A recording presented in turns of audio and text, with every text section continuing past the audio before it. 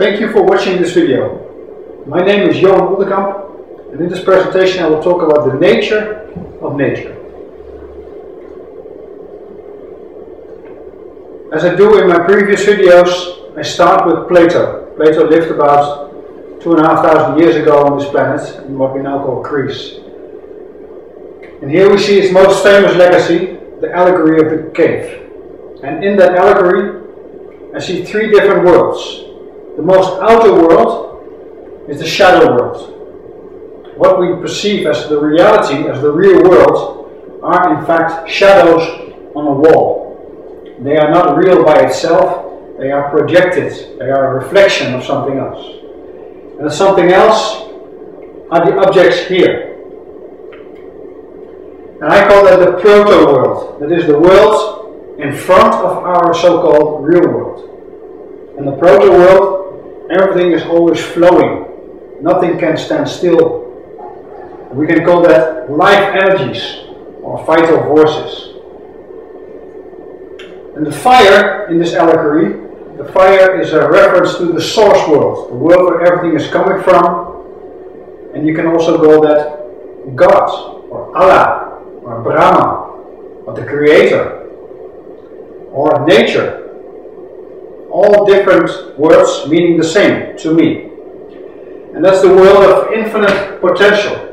Everything is fully possible in the source world. Then we get a selection in the flow world, and that creates the shadow we conceive in our so-called real world.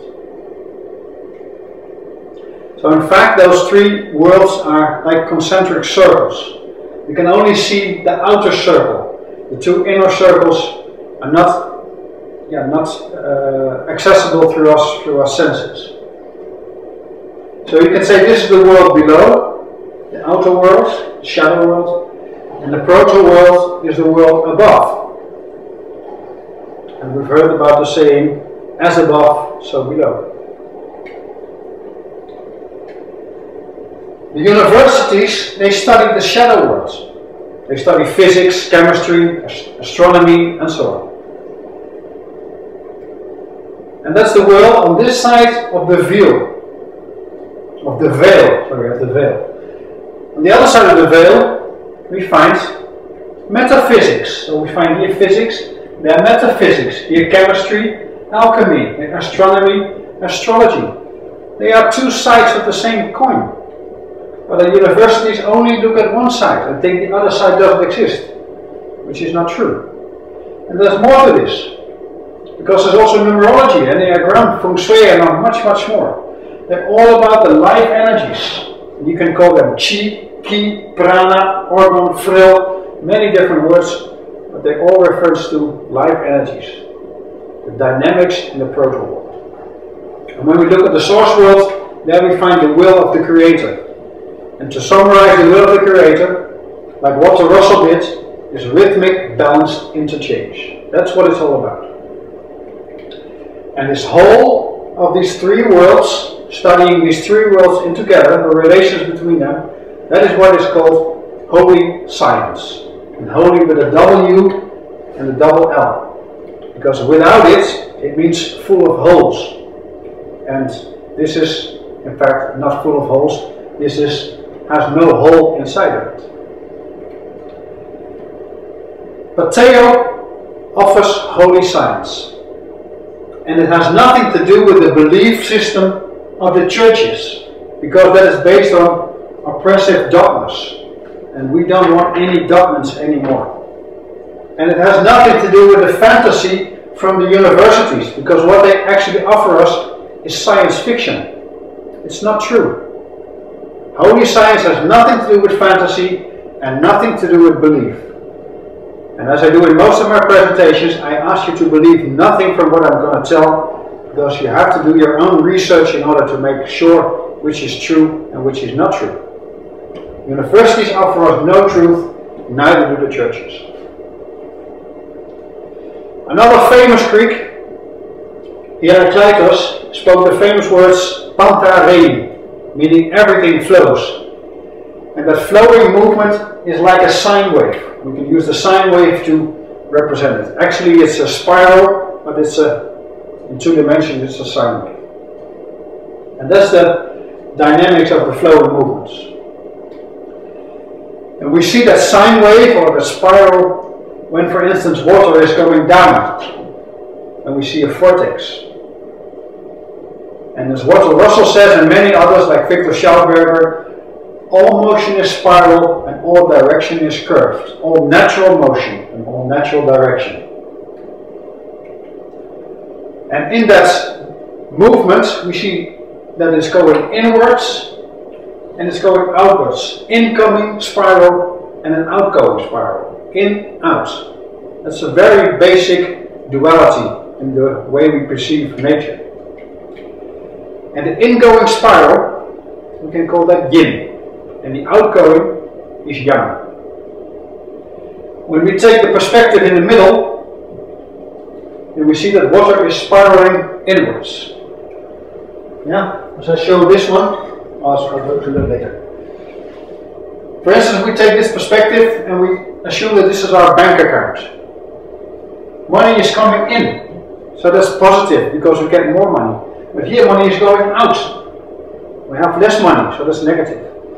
So in this perspective, from the center, from the 0 point in the middle, yin is positive and yang is negative. The spiraling movement inwards comes counterclockwise, the spiraling movement outwards is clockwise. When you spiral, there's always going the same way, 2 directions. And you see here,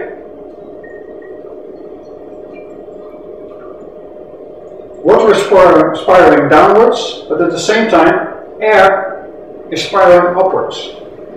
So there are always 2 spirals at the same time. That's why nature loves balance, because there has to be balance. Something is going in, and something at the same time is going out. Water is spiraling down, air is spiraling up. I said before, as above, so below, but that's not correctly true. We have to say as above, so mirrored below, because there is a mirroring effect. When we put our left hand in front of the mirror, then in fact we see a right hand at the other side. We know it's the reflection of our own hand, but when you look carefully, you see this is a right hand and this is a left hand. So it's a reverse. And that happens when we have white or positive above. The reflection is negative. Yin, positive, becomes yang, negative, below, and so on. So positive, negative is reversed, yin and yang is reversed.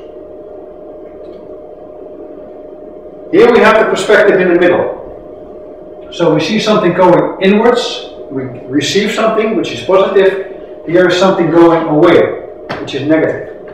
We have the internal view here, in the world above, but in the world below we have the external view, and then we see that something is going inward something, but we are not seeing what it is. We call this a black hole. So something is going into the black hole, it's disappearing, we call it negative.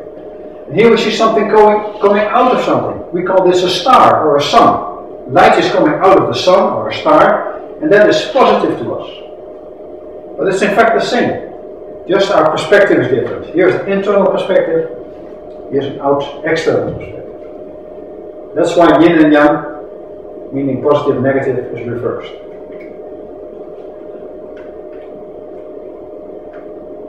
The yang force, the vital force yang, is life-taking. It's an outgoing force, so it means it's perishing. While the yin force, the vital force, is life-giving. It's incoming, it's reviving. That's why a baby is growing inside a female body, not in a male, because it's life-giving. But when we see the reflections of these 2 forces, then we see the reflection of the life-taking force now becomes daytime, light, where the planet is heated up, while the reflection of the yin force becomes dark. Instead of light, it has to be night, I'm sorry. This is night and it's cooling down. In daytime, our life energy goes away. That's why at the end of the day we are very tired. all our life energy has gone away and it has perished. Then we go to sleep, mostly in the night, and in the night all new energies come to us. We get new life, and then when we are waking up in the morning, we are fully filled with new energies. So that's what is actually happening. And these are the symbols used in the I Ching, for instance. Unbroken line means yang, and a broken line means yin. So it's a dynamic. Here we see the same sine wave again. The up phase we call yang, and the down phase we call yin. This is daytime, this is nighttime. This is breathing in, this is breathing out. This is ebb, this is flood or flow. And there are many more examples. So this is all about the rhythmic balance interchange. This is the will of the Creator. That's what we see. The dynamic interchange between yin and yang. But in fact we can see four phases. Because when it's going away from the zero line, the center so to say, this is the central line, when it's going away from the central line, it's yang. Yang is going out. But from the top, it goes back to the central line. So this is going inwards, this is yin. Then we cross the central line, it's going away again from the central line. So this is again out, yang. And then from all the way down, we go back to the central line in the middle, and this is in again. So now we see yang yin, yang yin. And those are the four phases of a holy wave. I use these symbols to refer to those three worlds, those three phases of the whole of reality. I use this symbol, the full circle, to refer to the first world, the world of the source, original world. This symbol, which is where energy is going in and down, spiraling, that's the symbol I use for the proto-world. And the symbol of Tao, of yin and yang, that is how we perceive the shadows in the third world, the outer world, the shadow world. This outer world, the shadow world, has three dimensions: height, breadth and depth. This world only has two dimensions. And this world, the first world, only has one dimension. I will show that. Some people talk about the fourth dimension and the fifth dimension, but that's all fantasy. That doesn't exist. It's nonsense. So if you believe in that, do your own research, but forget about it, because it doesn't help you at all to understand the whole of reality. This is the first world. A symbol of a circle, a full circle. And also the letter O is a reference to this world. I like the O very much because it's also the first letter of my last name, but I will leave that now. It's origin. Origin starts with an O, the original world. Origo, that's Latin for origin, is starting with an O and ending with an O. So this is Origo, Origo. And I also use omni, meaning everything. Omni also starts with an O. And what about Ouroboros? That's the snake that bites in its own tail. You will see it. And if you look carefully, it's one dimension. It's a line, but the line is curved back into its center. So it has no beginning and no end, but it's a line. It's nothing more than a line. It's a zero, but it's also one, because it's one line, one dimension. This is the dynamics we can perceive with the energies, with the life forces. Again, we take the internal view, so we watch from the central point in the middle. And this is a picture we see of it. It's the torus field. It goes round into the center and then round again in all directions. This is a three-dimensional picture, but in essence, it is only two dimensions. But I will show that later. Here we see only one torus field. But to be more correct, there are two torus fields on top of each other. But that's just why this is two-dimensional. There are two different source fields. There are two complementary source fields, torus fields. In a single torus, there are 4 phases. When we compare this, for instance, to a planet, then we call this the equator. This is the South Pole, that is the North Pole, and here in the middle of the planet, we find the planet's core. So the 4 phases are from the North Pole to the core, that's inside, under the surface. From the core all the way to the South Pole, still inside, so under the surface.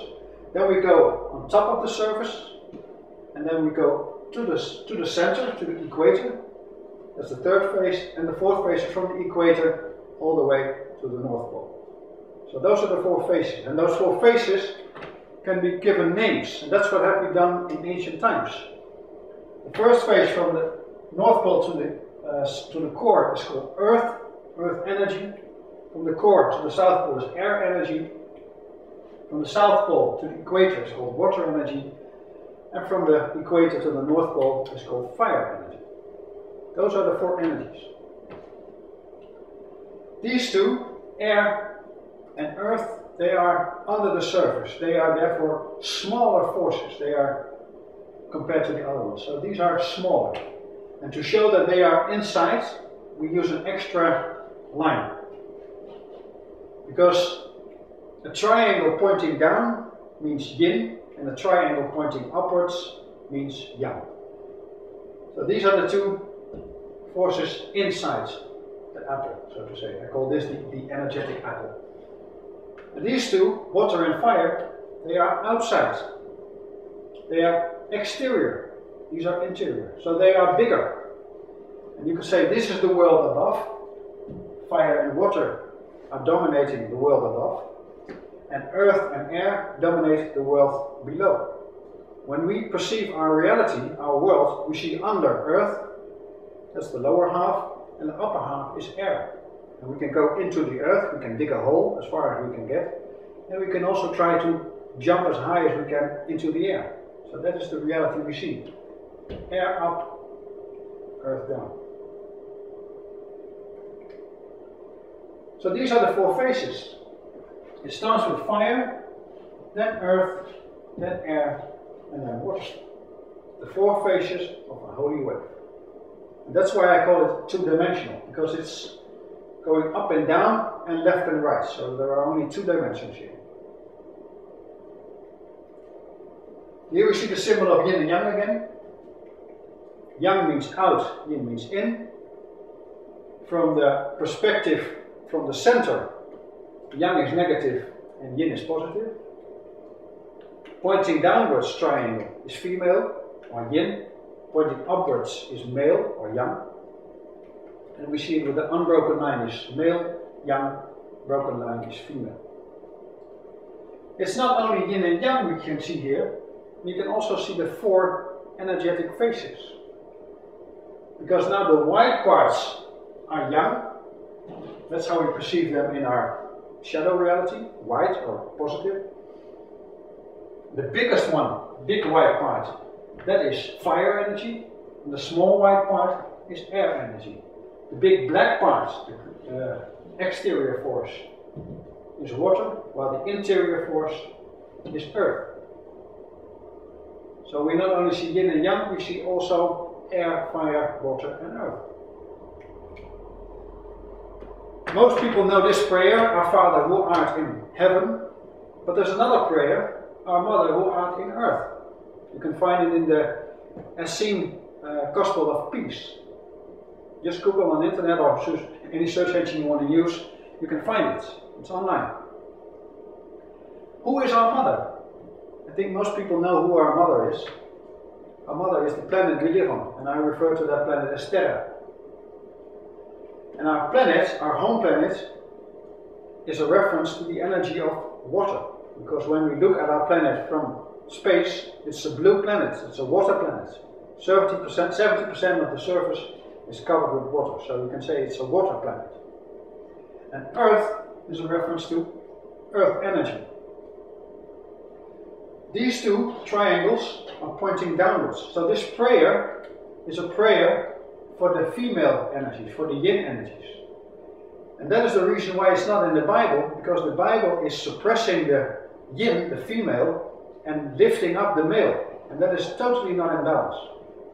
So that's why we only find the male prayer, the young prayer. Heaven means air, because heaven, that is the air we can see. And in the air we find fire. We find a ball of fire, a sphere of fire, a circle of fire. And that is of course the sun. And the sun I call Helios. That's the ancient name in Greece. Helios. So Helios is our Father who art in heaven. That is not God, as most people think. That's not true. That's what the churches want us to believe. But that's belief. If you want holy science, you know that our Father who art in heaven is the sun Helios. This is Jesus Christ. Jesus Christ was not a person. It's the central star in our solar system. And he dies 21st of December every year. And he is reborn on 25th every year. That's why we celebrate it at Christmas. Much more to tell about this. But if you still believe the fairy tales the churches want to believe you, then you better not try to study holy science, because you will not get it. When you play with a deck of cards, we see the same four energies. Earth, air, water and fire. The symbol of space is pointing upwards. It's pointing to the 0 point. So this means 1. Symbol for 1. Hearts, the symbol for 2. 2 curves coming together. And the heart is connecting 2 people. So this is the symbol for 2. Now, clubs has 3 leaves. So this is the symbol for 3. And diamonds, of course, has 4 sides. So that's the symbol for 4. This is the first phase after the 0 point. The second phase, the third phase, and the fourth phase. It's all very logical. The red ones are the female, the yin energies, and the black ones are the male energies, the yang energies. Can't be a coincidence. People who designed this must have known holy science. What do they mean? Earth energy means initiating. You see in going. So this starting, in going.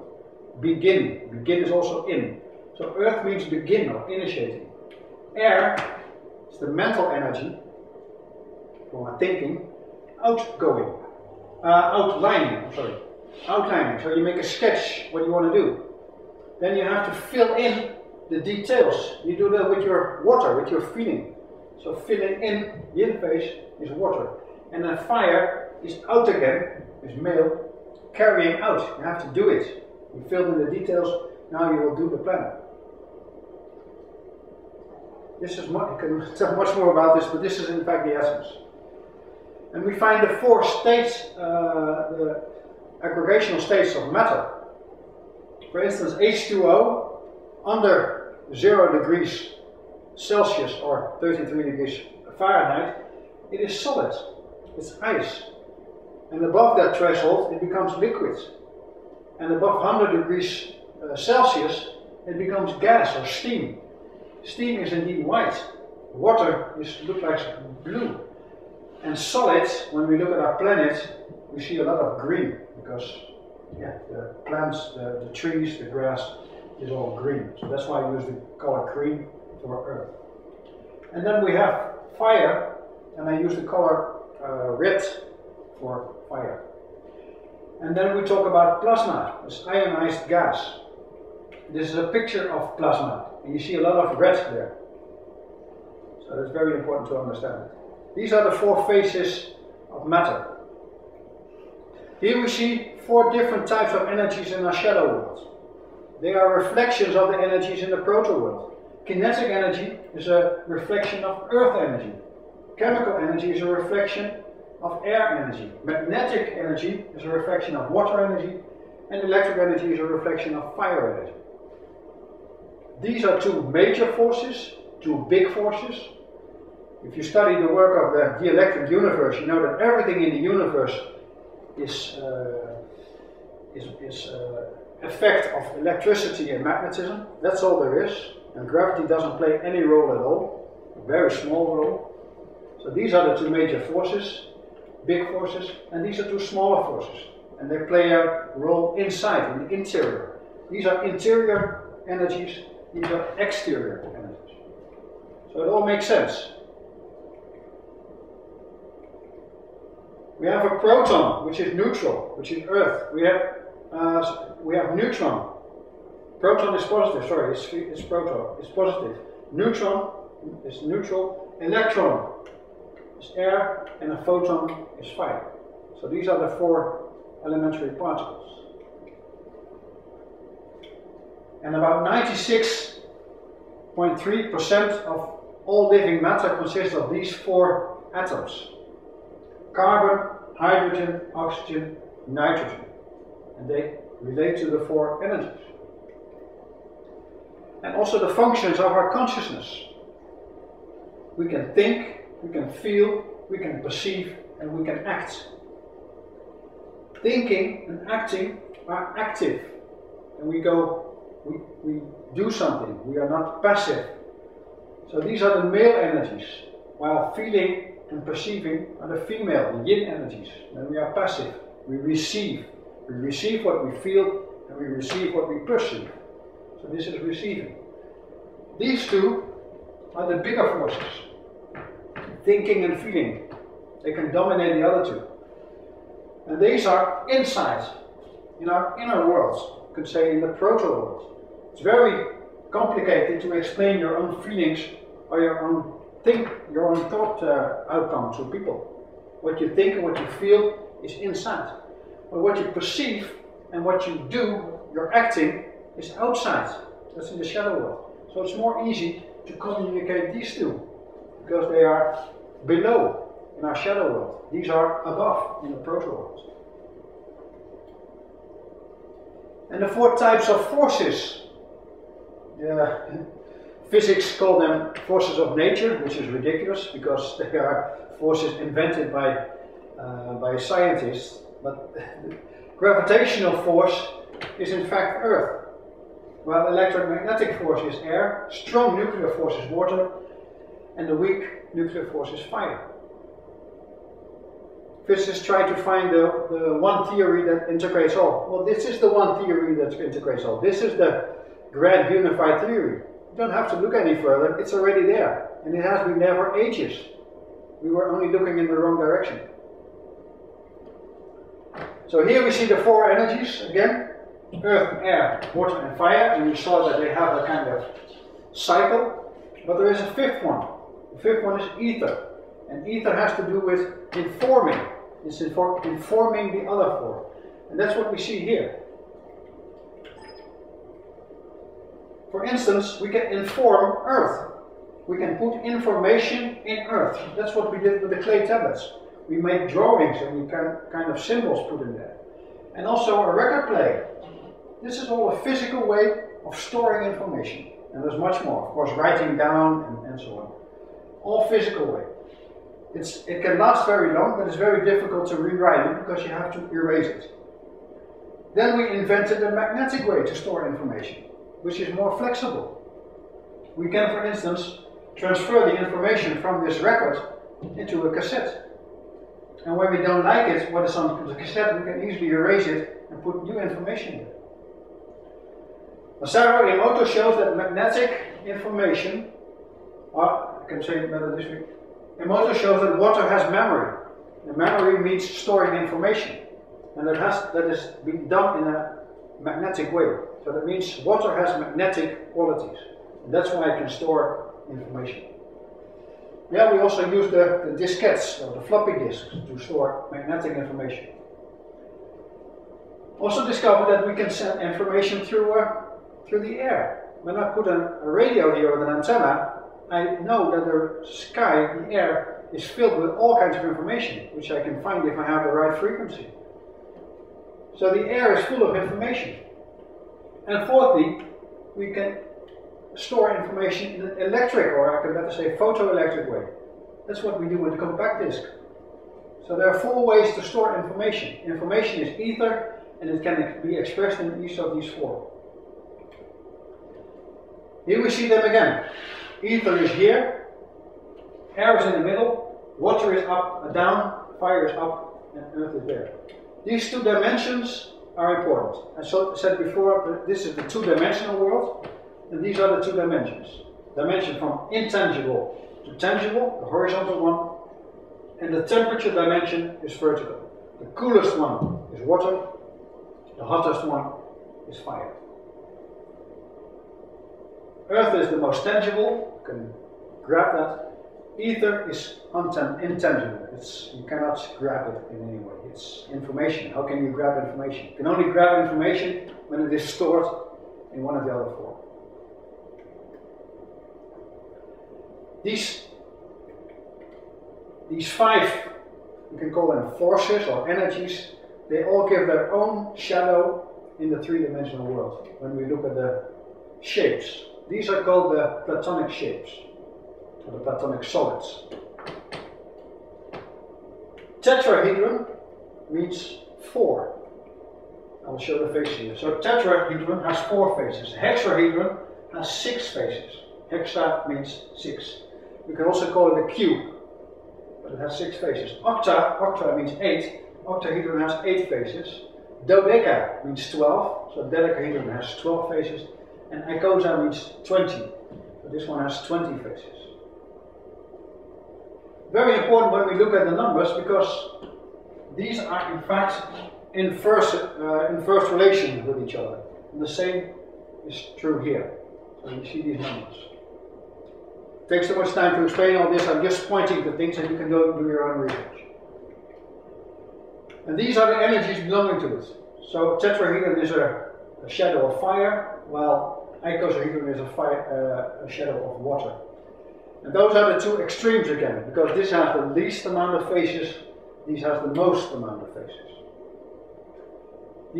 These are the ancient Sanskrit words, and one word I want to focus on is Akasha. Maybe you've heard about the Akasha records. Akasha means information. So ether also means information. So everything is recorded in the Akasha records. That means, Lynn McTaggart calls it the field. Everything is recorded in the field. The field contains all information. We are like fish swimming in water, but we don't know what the water is. The water is Akasha, or ether. Ether is the medium we use, for instance, to transfer telepathy, to transfer messages to each other. We are surrounded by ether, but we don't know what it is, because we have not left it. We're like fish swimming in the water, we've never been outside the water, so I have no clue what it is. Now we see the platonic solid and the positions before. Now this was the dimension tangible, intangible. This is the temperature dimension. And when we put them on the right place, we see this one has 5 faces. Ether, material. This one has 4 faces. And these, has a pentagon. I mean 5 sides. A pentagon on the face. And this one has a square. So it means 4 sides. So this is 4. And this is 5. And these 3 all have 3 triangles. They have 3 sides, so they have triangles on the sides, triangle-shaped faces. This one has the most amount of triangles, 20. That one has the least amount of triangles. This also has triangles. So here we see the triangles, here we see the square, here we see the pentagon. This is the way the energies are called in India. Ether, fire, air and water, earth. And this is the way it's called in China. Now they are called elements, the 5 elements: metal, fire, wood, water and earth. Some names are the same, some names are different. Ether is about connecting, and so is metal. Metal connects. You can see the symbol as a bridge between 2 sides of the river. Metal is the bridge both sides. It's also a wire, for instance a copper wire. We use a copper wire to send messages, first the telegraph, later the telephone. But now we think it's very normal from cord to cordless communication, or wireless communication. So this is about connecting or communicating. Air wants to expand. When there is a high pressure area, the air wants to go to the low pressure area. So it wants to expand as far as it can. And the same does wood. In spring we see that wood is expanding everywhere it can. It's growing in all directions. So this is expanding, this is expanding. But these are elements. We can grab them. They are, so to say, earth energies. So they're all very tangible. This is very intangible, this is intangible, and fire is also not very tangible. Water can be tangible a little bit, but when you try to grab it, it's going through your hand. So this is the most tangible. And they have two different relations, these 5 elements or energies. The green circle, those 5 relations are the female, the yin, life-giving, nourishing relations. And the red lines of the pentagram, they represent the life-taking, controlling, negative yang energies. When you show only the pentagram, without a circle, you show only the male yang energies, and it's not in balance. You see a lot of images, only the pentagram, it's not in balance. You need to draw the circle around it, and then the symbol becomes in balance again. When you, for instance, look at the symbol of Heineken, it's only the male. When you look at the flag of the United States, of Europe, only the male pentagrams, no line around each pentagram. So again, female is suppressed, and only the male is put forward. Sometimes you see the symbol of the pentagram being put upside down, and then people become afraid because they think it's a goat or a Baphomet or the devil or whatever. That's all nonsense. This is just expression of how energies interact, how they play together. You don't have to be afraid of it. If you are afraid, then you are ignorant. Fire, when fire has been, the remainings of fire is ashes, and ashes is feeding for earth. It's feeding earth. Earth is feeding metals. For instance, the minerals are growing inside of earth. Metal is feeding water. When it's very hot, we see water condensing on metal surfaces. Water is feeding wood. If you don't give your plants water, they will die. And wood, of course, is feeding fire. If you want to make the fire last longer, you have to throw in wood once in a while. So these are the feeding relationship. They are positive. The negative ones, they control, they make it less. Fire controls metal. When you heat metal, you can change the shape. With a metal axe, you can cut down a wooden tree, and you have less tree. With wooden shelves, you can try to push or keep the earth in a position. With earth, you can try to keep water out. That's what we do in the Netherlands, because half of the surface is under the water level. So you need earth to block the water. And with water, you can try to put down or bring out fire. So that's the male controlling relationship. When we see how we have used these dynamics, and we see, for instance, that in what we call healthcare, we use pharmaceuticals, chemical substances, to suppress physical symptoms. That's not healthcare, that's chemical care. But in fact, you reduce your health, you destroy your health by using chemicals. So this is red line. It's negative. So if you're really sick, try to do your own research, but don't go to the criminals with a white jacket on. The way we create electricity, for instance. When we have a bicycle and a dynamo is attached to the wheel, then we use our own kinetic energy, we cycle.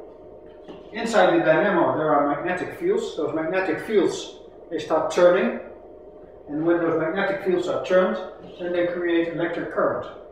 So it's this red arrow and that red arrow. Some people think that when we use windmills, that it's green current or natural current. It's not true, because chemicals are the same as air, or wood air is the same. So air makes the windmills go round and round and round. They make the magnetic fields turn inside, and so current is created. When we use our combustion engines for our cars or our rockets we send into space, we use chemical explosions, creating kinetic energy. So, to make a long story not longer, we use only the red arrows. It is now it's time to rediscover the green arrows to start playing with that kind of energy. And when we do that, then we create free energy, because it gives more and more and more energy. The red arrows give us less and less and less energy. That's why we now have an energy crisis. We use the red arrows for too long. Now we start reinventing the green ones, and we create more energy. And the energy crisis will be over before we know it. This is the pyramid of Maslow. We call it the hierarchy of needs. At the lowest level, we have the bodily functions. Our body needs food, nutritious ingredients, needs air, all kinds of bodily needs we have. And when we have all those needs fulfilled, then we can exist. Our existence is there. On top of that, we need resources, because if our bodily functions are limited, then we have no physical freedom. But if we have not enough resources, then we don't have enough operational freedom. We cannot go wherever we want to go. Then we are limited in our money or in our supplies. So those are the resources, and we want to protect those resources. On the third level, we have social needs, because we want to belong to other people. We want to have social relationships, loving relationships, caring relationships. We want to connect to our family and loved ones. Those are also needs. And when those needs are not met, then we have not enough emotional freedom, and we are blocked at that level. When we can grow up to here, then we arrive at this level, and then we suddenly have needs for being respected, or to respect other people. It's about esteem, self-esteem. And when we are blocked here, then we are confronted with lack of intellectual freedom. And on top of that, Maslow called it self-actualization. We can transcend our being to our highest level. And then we have maximum spiritual freedom. And again, we see the same energies: earth, fire, water, air, and ether. But the top one can even be divided into 5 more. Because at the lowest one of our spiritual freedom, we have our culture. And the culture is about values. What is valuable to us? Then we have created norms. Norms that tell us this is right and that is wrong. And if we do something wrong, we get a red card. So this is red. Laws are red. On top of that, we created power. And power is blue. For instance, the head of the police in the Netherlands and most countries is blue, and the uniform too. So blue means power. And the power is above the law. I know a lot of policemen, they think they are above the law. They don't obey the speed limit. They don't care about it because they are police. And they show their badge when a colleague is stopping them. So they think they are above the law. And there are a lot of people on this planet who think they are above the law. It's not good or bad. I'm not talking about good or bad. I'm just describing how it is. And that's our ego. Our ego doesn't care about the rules. Our ego thinks it's above the law, which is true. Then we get intuition, and the intuition coming into our mind. So that's strength. Strength is stronger than power. And on top of that, we get wholeness. All my lectures is about wholeness consciousness, because that's the top level of the pyramid. We have a very illustrative picture of how strength is more powerful than power, or is above power. And that's this picture. Here we see a man standing in front of tanks. This has a lot of power, a lot of firepower. This man has no power, but this man has strength. And this strength is so strong that it can stop power. That is what we are doing now. We don't fight power, it's pointless. We show our own strength, and then power is powerless. So these are the 9 levels of consciousness. In my previous presentations I talk a lot about it. It starts with existence consciousness, then instinct, feeling, reasoning, values, norms, power, strength, and on top we find wholeness. This is how everything was created on this planet. Here are the single cell organisms. Everything that lives, all plants are at this level of consciousness. All cold-blooded animals are at this level. Here we saw the dinosaurs. Here we find all the warm-blooded animals. All the mammals are here. Here we find human beings, at the 4th level. Some of them are able to reason, not all of them I discovered.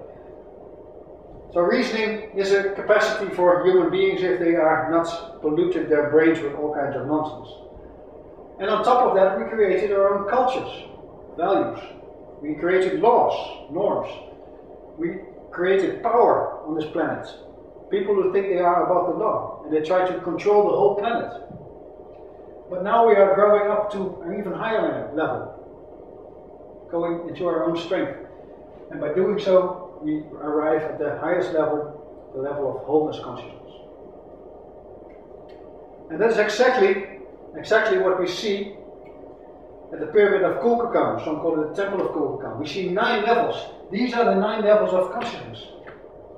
And we are now at the top here. The whole pyramid has been created. 2012 was the completion date of this temple. It's now completed. It was already there for a long time, but in the energetic sphere, so to say, in the proto world, now each layer is completely finished and we are able to go with our consciousness all the way to the top. That is what we can do now. You don't have to. You can stay with your consciousness here or here. Some people are even here. You can do whatever you want. But it's now possible to reach the top with our consciousness. Most of the people are not aware of what's going on. They are in full denial. They are here. They have no clue that there are chemtrails, that there are substances in our food that are very toxic. They have no clue how money is really created and that it is all scam. They have no idea that politicians are puppets on lines. They are not telling the truth. They are liars. They have no clue that healthcare is meant to deceive people, that the universities are not really trying to search for truth. They are trying to maintain the status quo. It doesn't help us at all. People who don't want to listen to that, don't want to hear that, they are in denial. They're in the first stage. And they think that ignorance is a bliss. Yeah, it's true, it's a bliss until you are confronted with it, until you really become sick. Then it's no longer a bliss to be ignorant, because you go to the doctor and you get more sick. Is it still a bliss? I don't think so. And a lot of people gain by the not knowing or not wanting to know. Yeah, the bank managers. Everybody who makes a lot of money from this ignorance, they are part of that game. Is it a conspiracy? Yeah, you can call it a conspiracy or not, does not really matter. It's more a cooperation, because it's mutual beneficial to everybody who's working with it. They all make some money out of it. So they gain, so they think it's not true. They know it's true, but they don't want to know it. That's denial. That's the first phase. When you are here, you become more and more aroused until here. Then you can no longer deny that something is going on. Then you become so upset that you enter the second phase of anger. And then you become angry because you can no longer deny it. There are chemtrails in the air. Our food is being poisoned. And more. It's going on. You can't deny it any longer. And you become really angry. You want to do things. When I saw this, I was so angry. I'm a martial artist. I want to use that skill to make a change, which is not really sensible. But you become angry. Second phase. You should not stay angry. For instance, if you look at the videos from Alex Jones, for instance, he is here. It's okay, but you shouldn't stay angry for long. One moment you should go out of it, and then you arrive at the third stage. And you start to bargain, you start to find solutions, which are not really easy to find. But you try at least, you try to make a difference. But you go down and down and down because you're not making any progress at all. It's not possible to solve it within the system. The system cannot help you. The system is meant to die. So within the system there are no solutions. And then you arrive here. You become depressed because you tried everything you could, but you all went down further and further. And you reach a certain depression. You say, what can I do? I cannot make a difference. And you've gone down and down, all the way rock bottom. You hit rock bottom. But then you will climb up again. And the depression will end when you fully accept the situation as it is. And when you accept, you arrive at the fifth phase.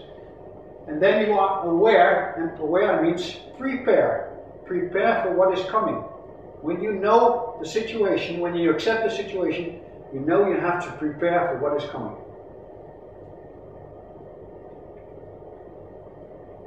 "95% of the people at this moment are in denial. That is why it's very difficult to get this information out, because they don't want to know. They're in full denial. The majority of the so-called people who are awake are angry. So the websites who are feeding that anger, they are very popular. Some websites and some people try to find solutions. They start to bargain within the system. It's not really helping. So I think it's less than 1%. And a very small group, sees that there's no solution within the system. So they reach depression. It's all normal. It's a normal process because you go higher and higher. And a very, very small group is already at the top. They accept the situation as it is and they try to find things to prepare for what is coming. The system will collapse. The financial system will collapse. The food system will collapse. The healthcare system will collapse. Everything will collapse because it's based on the wrong paradigm, on the wrong fundamentals. So it cannot survive in this new era. Reach the top of this pyramid, because here you're safe. Here it will be very hard for you. How can you reach the top? First of all, respect all life. Not only human beings, but everything. Plants, animals, everything. The planet, respect all life. Think independently.